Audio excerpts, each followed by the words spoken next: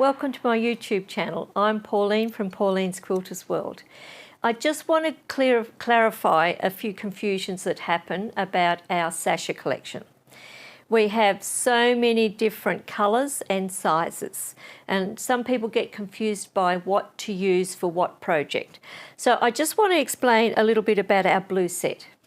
Now, the blue set is 1/8 of an inch, 1/4 of an inch and 1/2 an inch. Now, I designed these, or particularly made them in blue, because I wanted anybody that just does applique to be able to just buy a set for applique if they want to do stems or bias or things like that. But if you already have or are thinking about buying the complete set of the yellow or greeny ones, whatever colour you'd like to call them, these three sizes that are at the blue ones are already in this pack.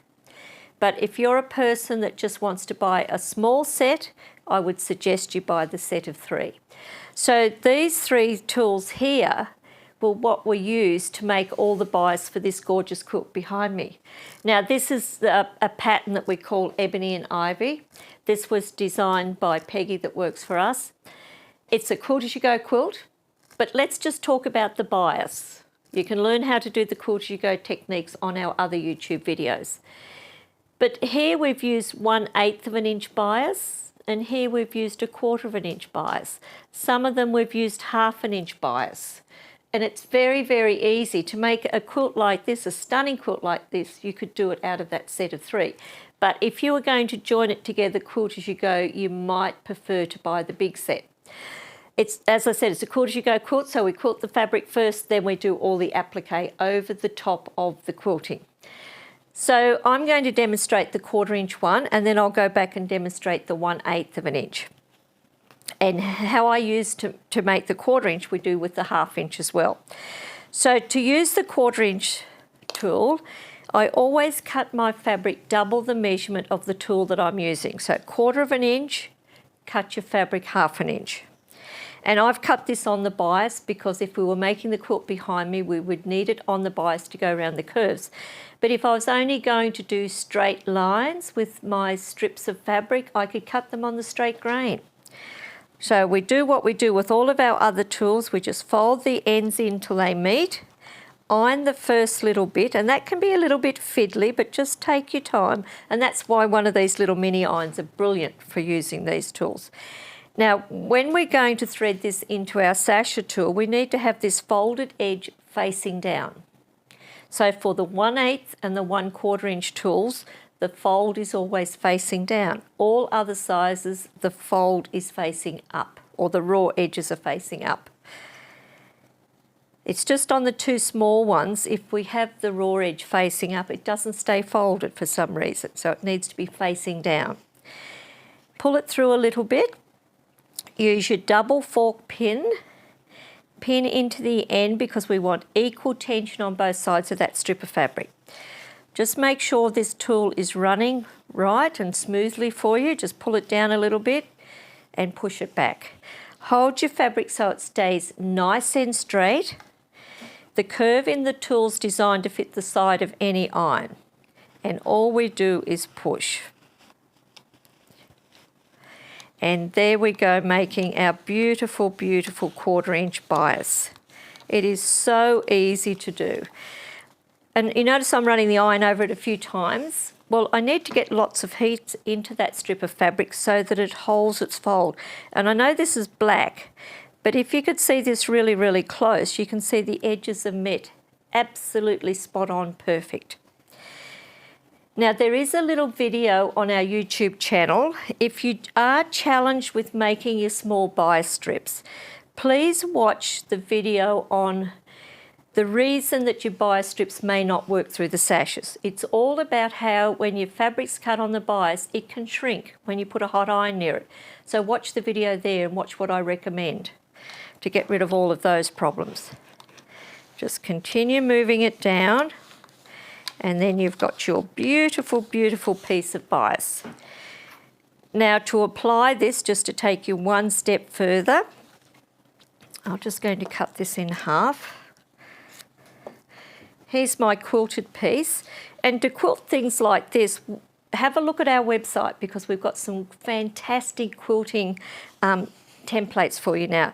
But to do this, we've used our dot-to-dot templates and we've also used our feather templates. We've drawn the design on and we've stitched on the line.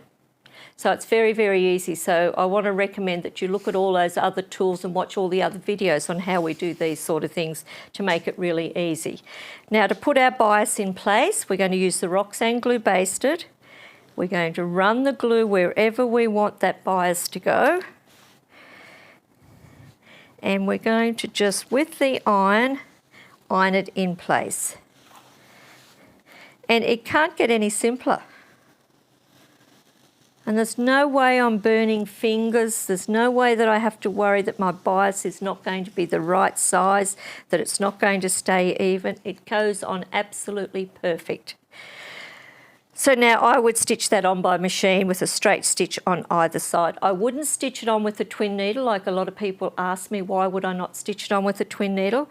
Because I quilt first. If I put a twin needle on and stitch with a twin needle, when I look at the back, I'll have like a zigzag happening at the back, and I don't like that.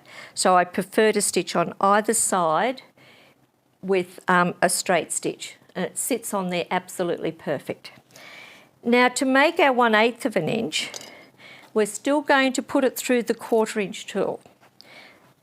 Because I could cut a strip of fabric 1/4 of an inch and fold it in and put it through the 1/8 of an inch. But what happens, it becomes a very flat piece of fabric. It doesn't look very exciting.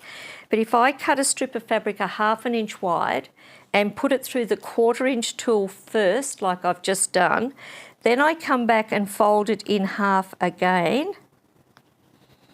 And we press that first little bit. Now the hardest part about making this is actually getting it into those little holes. So we just come up from the bottom. And this is where I love to use my awl. Poke it down. That little tool is fabulous. Pin with your double pin. Now I'm just going to fold this a little ahead of the Sasher tool. Oops, just got to get it over. Just doesn't want to go over. There we go. Just put a little bit of tension on it and then we push with the iron. So if you're into doing really, really fine applique and that, this is a brilliant way of making, oops, it's just popped out there. What has happened is when I ironed this, I let it cool down too much and it started to open out. So I'm going to make a fresh bit because I really need to show you how to do this properly. So we're going to put it in the 1/4 inch tool first.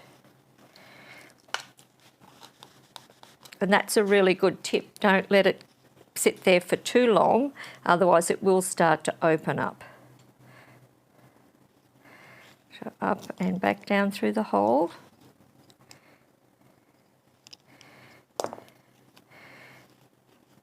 Pin, push and make that little 1/4 inch strip first.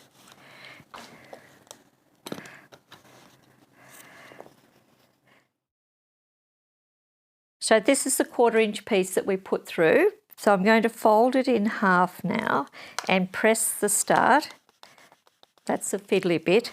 And getting it into these little holes can be a bit challenging. So just go slowly up through, and then I suggest you use an awl or something sharp to poke that down. I love using the awl. I always have that handy.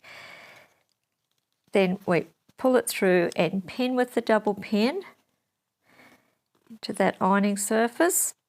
Oops. Then we just fold the fabric a little bit ahead of us and we push with the iron. And you'll have a perfect 1/8 of an inch strip of fabric. Now this is excellent for anybody that loves to do intricate needle turn applique, or if you want to do some trims around some of the bias shapes like we've done. Once again, if I want to put this in place, it will iron on beautifully. Then I just stitch that on by machine by stitching through the centre.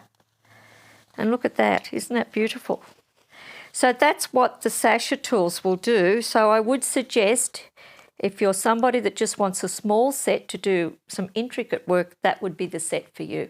But have a look at all of our other YouTube videos, because there's some amazing things there that we've put full demonstrations up there for you, how to use all of the different tools and why we love to use them. Also have a look at our website. It's www.pqw.com.au, and subscribe to our newsletter. And if you're not already a subscriber to our YouTube channel, I suggest you do it by hitting that bell, because we've got some amazing new videos coming out for you real soon. So till next time, bye.